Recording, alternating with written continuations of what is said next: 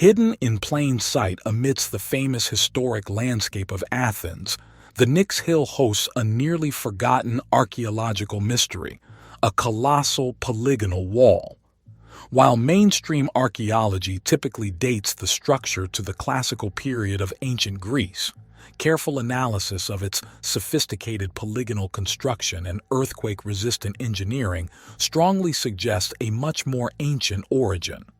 This structure, largely damaged yet still impressive, seems to align closely with a global network of similar prehistoric monuments, like the massive walls found in Peru, Egypt, and even Japan, hinting at a lost civilization predating the recognized Greek timeline.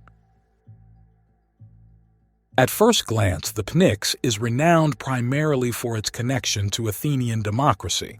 Here, thousands of years ago, citizens gathered to make pivotal political decisions shaping the Western world.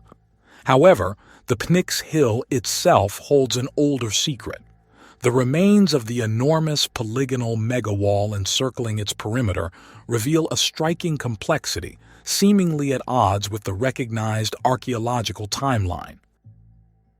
The wall, constructed of massive interlocking stones, some weighing multiple tons, is built in a polygonal masonry style, a method characterized by irregularly shaped stones fitted together without mortar. Such structures are renowned for their resilience, particularly in seismically active regions. The polygonal masonry employed at the megawall of Nyx mirrors similar styles seen across the globe in sites traditionally classified as prehistoric. Polygonal masonry isn't merely aesthetically pleasing, it is strategically practical. The irregular, tightly interlocking stones distribute stress evenly, allowing structures to flex slightly during earthquakes without collapsing. Such a design, known as earthquake-resistant or seismic-resistant architecture, is commonly associated with advanced ancient civilizations. The megawall of Nyx, with its polygonal construction, demonstrates precisely this engineering insight, one that mainstream historians often hesitate to attribute to prehistoric cultures in Europe. Yet, polygonal masonry has been globally recognized as characteristic of sophisticated engineering practices employed long before classical antiquity. Sites such as Sacsayhuaman in Peru, Alatri in Italy, and various Japanese polygonal megaliths all display similar earthquake-resistant designs. The implication is clear. These seemingly isolated cultures may have shared or inherited architectural techniques, possibly originating from an unknown civilization that predates traditional archaeological timelines.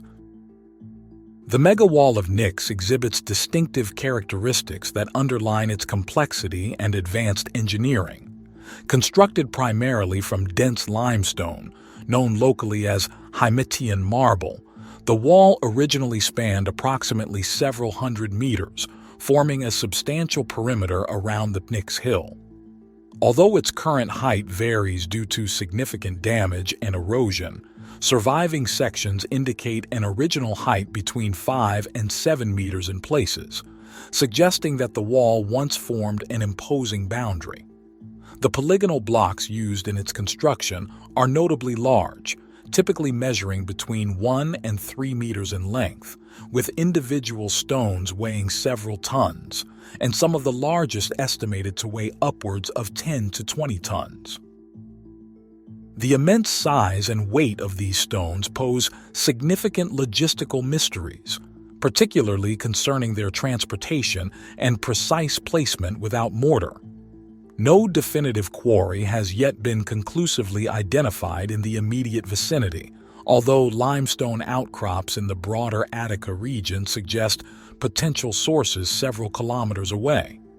The challenge remains in explaining how ancient builders managed to move these massive stone blocks across rugged terrain and precisely fit them together in such a complex polygonal manner without visible tool marks or evidence of metal implements, highlighting the advanced yet enigmatic technological capabilities of the civilization responsible for this extraordinary prehistoric construction. Mainstream archaeology positions the megawall of Nyx as originating around the 5th century BC, contemporaneous with classical Greek construction. However, closer inspection of its masonry strongly challenges this assumption.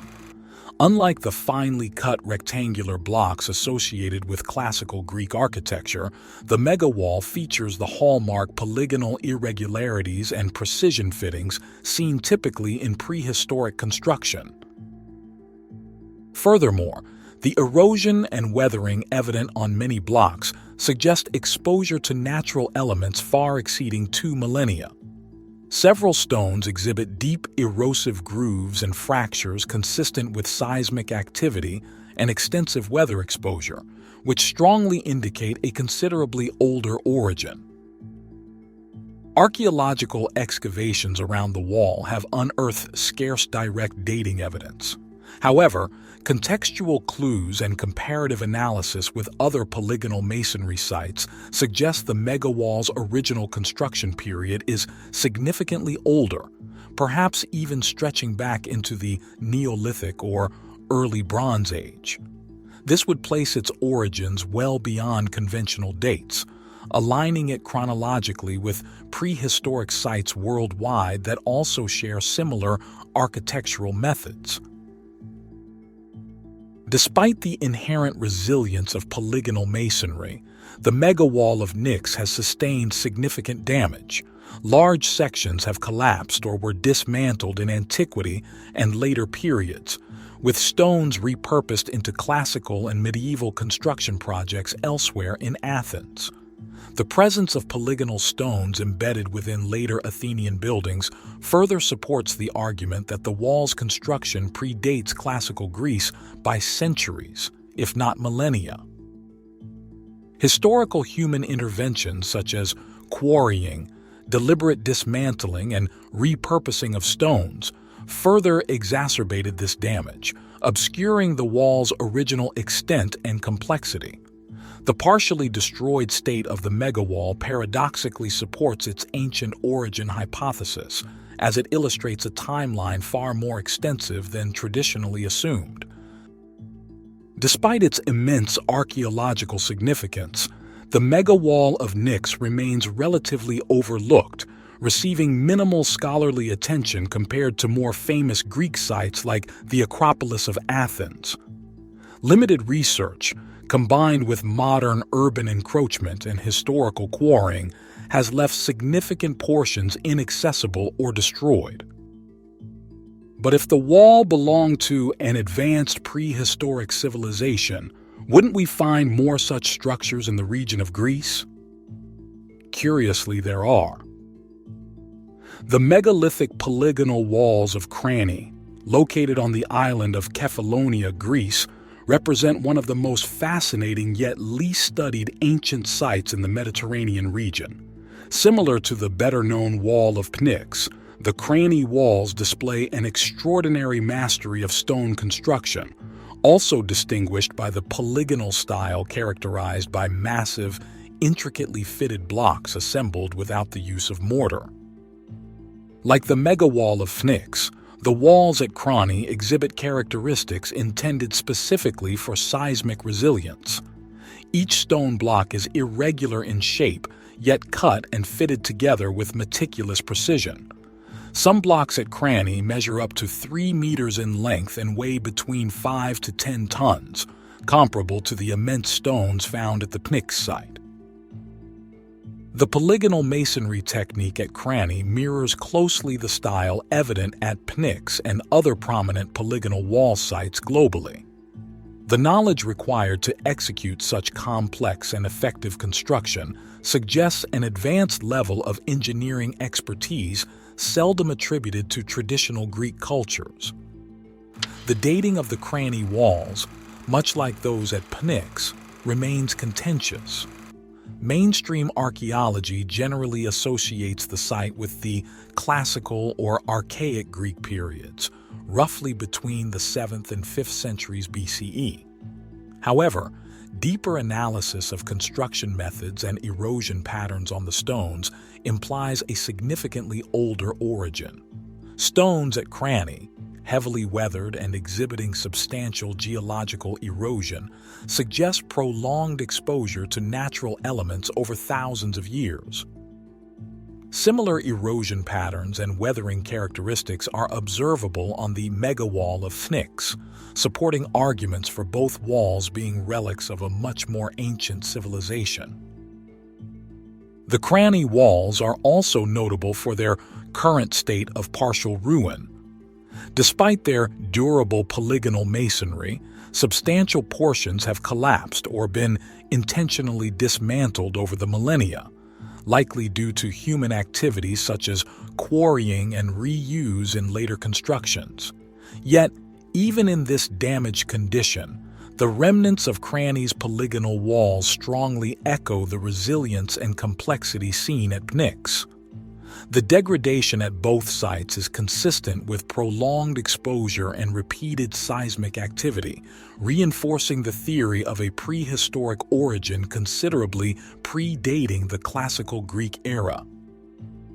Furthermore, no definitive records survive to explain exactly how the massive blocks at Cranny were quarried, shaped, transported, and assembled with such accuracy. The limestone quarries, though present in the vicinity, lie at distances that would have presented considerable logistical challenges in antiquity. Moving these enormous stones, some weighing multiple tons, across uneven terrain without metal tools or sophisticated technology is an enduring mystery. This conundrum parallels the challenges posed by the megawall of Nyx, suggesting either advanced lost technology or significant human ingenuity far exceeding conventional archaeological assumptions.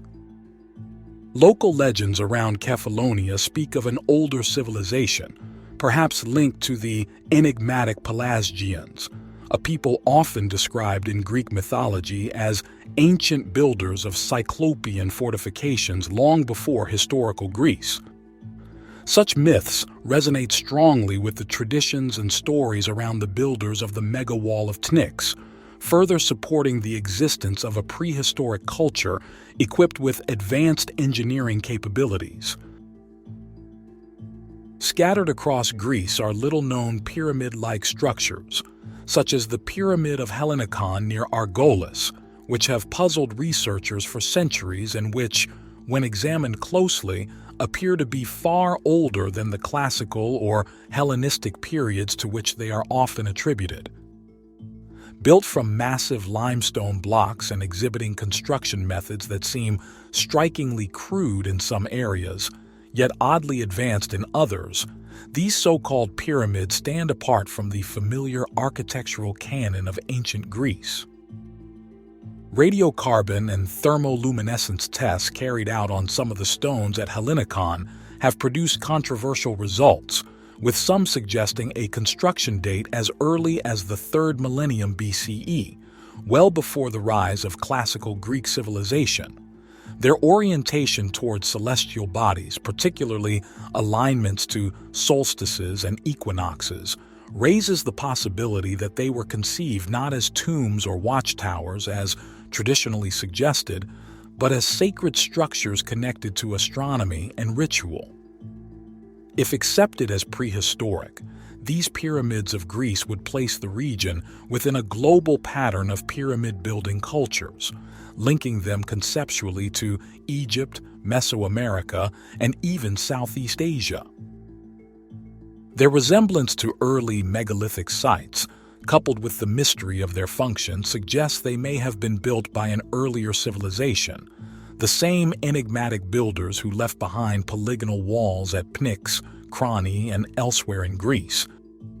People who possessed advanced knowledge of stoneworking, geometry, and perhaps even an understanding of the sky that rivals later cultures. Mainstream archaeology has long attempted to explain away these anomalies as mere watchtowers or later experiments in stonework, but their megalithic qualities, astronomical orientation, and anomalous dating strongly suggest that the pyramids of Greece may be the surviving fingerprints of a prehistoric civilization whose legacy was absorbed and later overshadowed by the splendor of classical Athens and Sparta. The citadels of Tyrins and Mycenae, often considered the crown jewels of Bronze Age Greece, remain among the most enigmatic and hotly debated ancient sites in Europe for their massive walls, constructed from gigantic limestone blocks fitted together in a style that later Greeks themselves attributed to the mythic Cyclopes, seem to reflect an engineering tradition far older, far more primal, and potentially far more advanced than what archaeology comfortably assigns to the so-called Mycenaean period of the 2nd millennium BCE.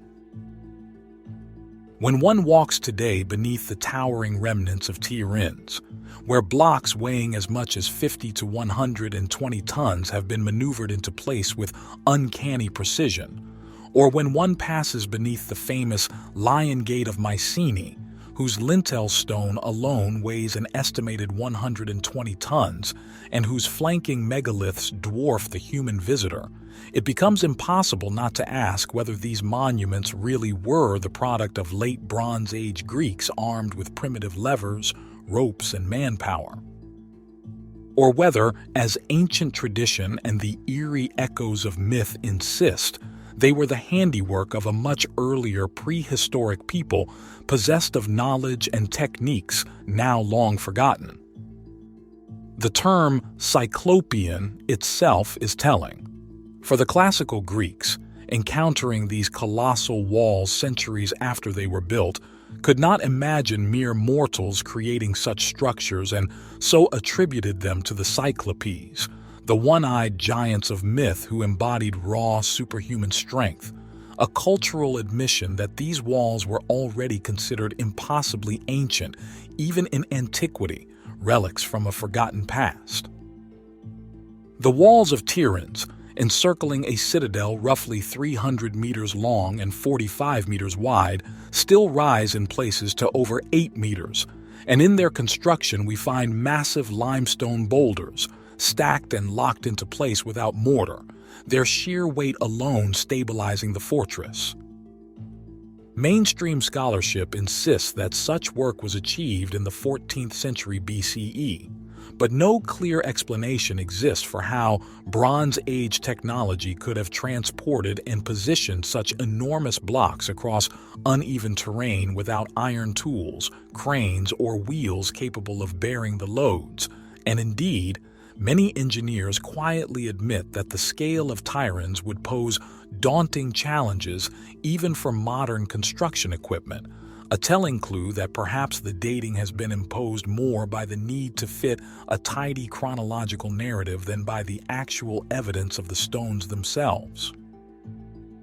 Mycenae, located not far away, is perhaps even more mysterious, for its Lion Gate, the monumental entrance to the citadel, features not only the massive 120-ton lintel, but also the famous relief triangle above it, where two stylized lions, or lionesses, flank a central column, an image whose symbolism may hark back to far older, prehistoric iconography of fertility, guardianship, or cosmic balance. The gate's sheer size, engineering, and artistic refinement seem to stand apart from the rest of Mycenaean culture, which, while impressive in pottery, goldsmithing, and palatial design, did not elsewhere demonstrate the capacity to manipulate stones on such a gargantuan scale, raising the possibility that the Lion Gate, like the foundations of Tyrins, belongs to an earlier phase of construction, one later adopted and reused by the Bronze Age Greeks. What complicates the matter further is the polygonal masonry visible in some sections of both Tyrins and Mycenae, where irregularly shaped stones are cut and fitted together in interlocking patterns identical to those seen in the prehistoric walls of Nyx, Hill, Delphi, and even across the ocean in Peru, at sites like Sacsayhuaman. Such polygonal walls are globally associated with seismic resilience, suggesting their builders possessed an advanced understanding of earthquake engineering. And their presence in Greece hints that Tyrins and Mycenae may have been founded upon far older megalithic traditions inherited or rediscovered by later cultures. The erosion and weathering patterns observable on many of the Cyclopean blocks also suggest immense antiquity, with smoothed edges, deep fissures, and watermarks indicating exposure to the elements for far longer than the 3,000 or so years assigned by conventional dating. While some stones show no clear tool marks consistent with Bronze Age chiseling, but instead appear almost molded, as if the builders possessed a technique of softening or reshaping stone unknown to us today. Ancient myths lend further weight to the hypothesis of extreme antiquity. Not only did the Greeks attribute these walls to the Cyclopes, but legends also linked Mycenae to Perseus, a semi-divine hero, implying a foundation that straddled the line between myth and history, while Tyrins was associated with Heracles, another liminal figure whose feats suggest superhuman connections. These myths may be more than fanciful tales, serving instead as encoded memories of an era when giant-like builders or a culture of unusual ability erected structures that ordinary mortals could never replicate. When examined in a broader context, Tyrins and Mycenae belong to a network of Cyclopean citadels scattered throughout Greece, all sharing the same enigmatic characteristics: colossal stones, polygonal interlocking patterns, earthquake resistance, and inexplicable construction techniques, as though remnants of a lost civilization that predated the Greeks by millennia. That these walls still stand after millennia of earthquakes, wars, and weathering is itself a testament to their builders' skill, for they endure while later, supposedly more advanced constructions have crumbled. Perched high on the southern slopes of Mount Parnassus, the sanctuary of Delphi is often remembered as the seat of Apollo's oracle, the spiritual heart of the Hellenic world, and the symbolic center of the universe, the omphalos, or navel of the earth. Yet beneath the layers of myth and classical glory lies a more enigmatic question. What is the true origin of the massive polygonal walls that underpin the Terraces of Delphi? These walls, constructed of immense blocks cut and fitted with geometric precision, resemble megalithic fortifications found not only elsewhere in Greece, but across the globe, in places as far-flung as Peru and Japan. Conventional archaeology places them in the 6th century BCE, during the archaic period of Greek history, but a deeper, more critical look suggests they may in fact be prehistoric, relics of a lost tradition of seismic-resistant engineering and megalithic craftsmanship inherited, repurposed, and later enveloped into the famed sanctuary we know today. The polygonal walls of Delphi remain among the most striking features of the site. Unlike the neat, squared ashlar blocks used in the later temples and treasuries, the lower terraces are built of massive, irregularly shaped stones carefully fitted together in a puzzle-like arrangement. These stones, some over 2 meters long and weighing several tons, show no mortar, yet they lock together with such precision that even a knife blade cannot penetrate the joints. The effect is one of timeless solidity.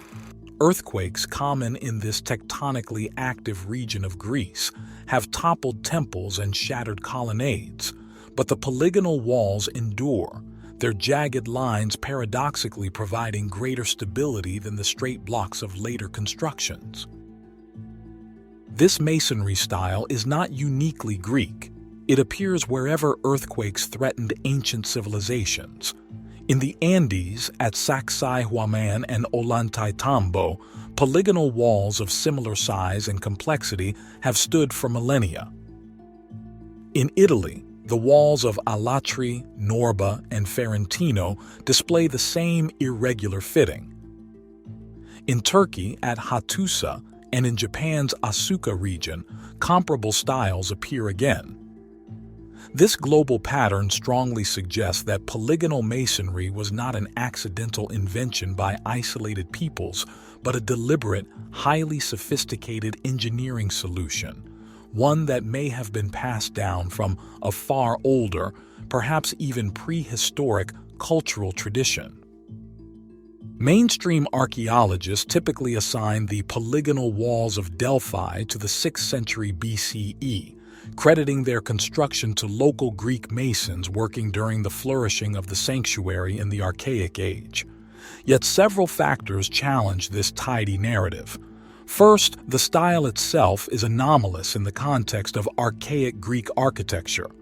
By this time, Greek builders preferred squared ashlar blocks and columned temples, not irregular polygonal megaliths. The polygonal walls at Delphi appear to be survivals of a much older technique, reused or incorporated by later Greeks rather than invented anew. Second, the extreme weathering and erosion patterns on the stone suggest immense antiquity. Many blocks show rounded edges, deep fissures, and watermarks consistent with exposure far longer than the few thousand years conventionally assigned. While some of this weathering could result from the mountain climate, the depth of the erosion implies that the walls have been standing for many millennia. Third, ancient tradition itself hints at greater antiquity. Classical writers such as Pausanias spoke of the sanctuary as having existed long before the time of Apollo, when it was sacred to Gaia, the primordial earth goddess, and later to Themis.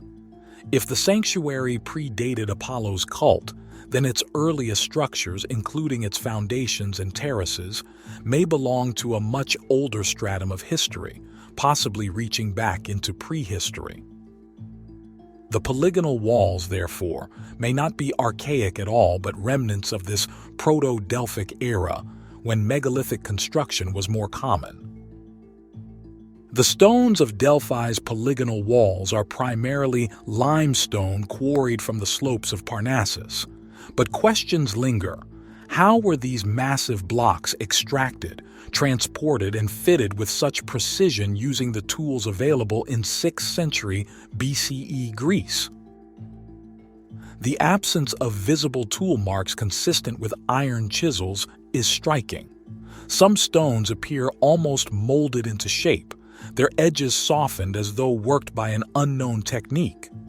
Others show minute adjustments, suggesting a knowledge of stoneworking far exceeding what we typically attribute to early Greek masons. Transportation poses another mystery. Even with nearby limestone sources, moving blocks of several tons up steep and rocky slopes would have required either advanced engineering, pulleys, sledges, cranes, or an astonishing amount of labor and ingenuity. Yet the sanctuary's later classical monuments, built when Greek engineering was arguably more advanced, avoided such massive stones, opting instead for smaller, more manageable blocks. This reversal suggests that the polygonal walls were not the product of Greeks at all, but the inherited legacy of an earlier tradition, later civilizations merely building upon foundations they did not fully understand. On the rugged, windswept island of Samothrace in the northern Aegean lies another mysterious structure, the Sanctuary of the Great Gods. Famous in later Greek and Roman times as the site of the Samothracian Mysteries, a set of secret initiations whose details remain tantalizingly obscure, the sanctuary is usually treated as a product of the classical and Hellenistic periods. Yet beneath the visible ruins of marble temples and theaters lies evidence of a much older stratum of construction, one that suggests megalithic origins and perhaps even a prehistoric sacred complex that predates Hellenic civilization by millennia. The sanctuary of the great gods may not simply be a local cult center of the Greeks, but rather the inheritor of an ancient pan-Mediterranean tradition of megalithic sanctuaries dedicated to mystery, fertility, and cosmic forces. Samothrace has always been an island apart. Unlike the cosmopolitan hubs of Athens, Corinth, or Rhodes, Samothrace sits off the beaten track of the Aegean trade routes, rising steeply from the sea with Mount Fingari, the Moon Mountain, looming at 1,611 meters, the tallest peak in the Aegean. The island's remoteness lent itself to mystery and seclusion, qualities that perfectly suited the development of initiatory cults. Yet the very choice of Samothrace as the site for such a profound sanctuary raises questions. Why here, on this relatively marginal island? The answer may lie in its geology, its geomantic significance, and its prehistoric traditions. The sanctuary of the great gods occupies a natural hollow between steep ridges, crossed by streams and shaded by ancient trees. Such a setting is typical of prehistoric sanctuaries, where natural features, springs, caves, mountains, were as important as built structures. Long before marble temples were erected, this hollow may have served as a sacred precinct marked by stones, megaliths, or terraces that aligned with celestial bodies. Indeed, geomagnetic studies suggest that the sanctuary lies on a nexus of telluric currents, making it a natural power spot in the prehistoric worldview. What matters for our purposes is that the Samothracian mysteries bore all the hallmarks of an ancient, prehistoric tradition of mystery religion. The secrecy, the focus on fertility and protection, the connection with the underworld, and the use of initiatory rites all point to deep roots in the Neolithic or Bronze Age, when fertility cults dominated Mediterranean religion. The later Greeks did not invent this cult. They inherited and reinterpreted it, overlaying their own mythology onto much older foundations. The sanctuary, therefore, may preserve physical traces of this prehistoric cult in its terraces and megalithic foundations. The sanctuary today contains the remains of classical and Hellenistic structures: the Hieron, a great hall used for rituals; the Arsinoe Rotunda, one of the largest circular buildings in the Greek world; stoas, and a theater. These are impressive, but beneath them lie older layers of construction. Terraces were built into the hillside using massive blocks of local stone, some fitted in polygonal styles reminiscent of the walls of Delphi, Tyrins, and the Pnyx. In places, the stones are so large that they defy explanation in terms of ordinary Greek building methods. The sanctuary's retaining walls, for example, contain boulders weighing several tons, positioned with care to create level platforms. This raises the question: why did the Greeks, who typically preferred squared blocks and refined ashlar masonry, employ megalithic polygonal stonework here? One possibility is that they did not build these walls at all. Instead, they inherited them from a prehistoric culture that had already sanctified the site. The Greeks then built their temples and halls atop these ancient terraces, repurposing the foundations for their own cult.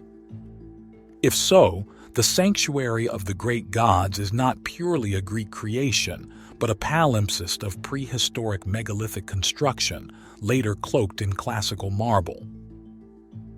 In fact, the most famous building of classical Greece, the Acropolis of Athens, may also have been built on older prehistoric foundations. While most visitors today see the dazzling white marble of the Parthenon, the Erechtheion, and the Propylaea, all built during the golden age of Pericles in the 5th century BCE, few realize that the Acropolis rests upon layers of much older construction, some of which may predate even the Bronze Age Mycenaean period. Beneath the elegant temples lie massive limestone blocks, Cyclopean in scale, fitted together in a style that has little in common with the refined ashlar masonry of classical Athens. The lower fortification walls of the Acropolis, particularly on its northern and western flanks, display this Cyclopean style most clearly. Here, immense boulders were stacked without mortar, their sheer weight ensuring stability. Later Athenians built directly atop these megalithic foundations, integrating them into the Acropolis defenses without fully understanding their origin. The contrast between the lower Cyclopean blocks and the finely dressed marble above reveals a striking palimpsest, prehistoric fortifications repurposed by the Athenians, much as the sanctuary of Delphi and the citadel of Mycenae reused earlier foundations. The Athenians themselves seem to acknowledge this deeper antiquity, for myths connected the Acropolis not just to Athena, but to the primordial kings Cecrops and Erechtheus, semi-divine figures who symbolized an era of gods, giants, and earthborn rulers, echoes of a prehistoric age. The very location of the Acropolis suggests prehistoric significance. Rising dramatically above the Attic plain, the limestone outcrop commands both the land and sea routes of the region.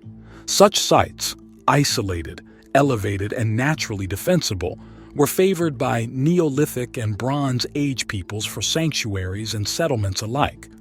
The caves beneath the Acropolis, such as the Cave of Aglaros and the Cave of Pan, show evidence of ritual activity stretching back into prehistory. It is therefore entirely plausible that the plateau was first terraced and fortified thousands of years before Pericles' age, its earliest walls built by the mysterious Pelasgians, whom Greek tradition credited with the construction of massive Cyclopean fortifications across Greece. When viewed together, the megalithic sites of Greece, each site, when considered in isolation, may be explained away as a quirk of construction, a stylistic anomaly. But taken together, these monuments reveal a consistent pattern: the use of immense, irregularly cut megaliths fitted with astonishing precision, designed to withstand earthquakes and often accompanied by myths attributing their creation to giants, cyclopes, or forgotten peoples like the Pelasgians. The erosion patterns, the scale of the blocks, the lack of tool marks, and the architectural techniques inconsistent with classical Greek preferences all point to a much deeper antiquity. These are not the casual experiments of archaic masons, but the surviving fingerprints of a prehistoric tradition of stoneworking, one that seems to link Greece not only to its Mediterranean neighbors, but to far-flung megalithic cultures across the globe. What emerges, then, is a vision of Greece not simply as the cradle of classical civilization, but as one of the last bastions of a prehistoric megalithic tradition. The Athenians, Mycenaeans, and later Hellenes did not build upon empty rock. They built upon the bones of an older world, inheriting sacred sites whose significance stretched back millennia. Long before recorded history, there were advanced ancient civilizations capable of building gigantic megalithic structures we can't build today, lifting enormous stone blocks weighing thousands of tons and stacking them with laser-like precision. Blocks we still struggle to lift even with our modern cranes.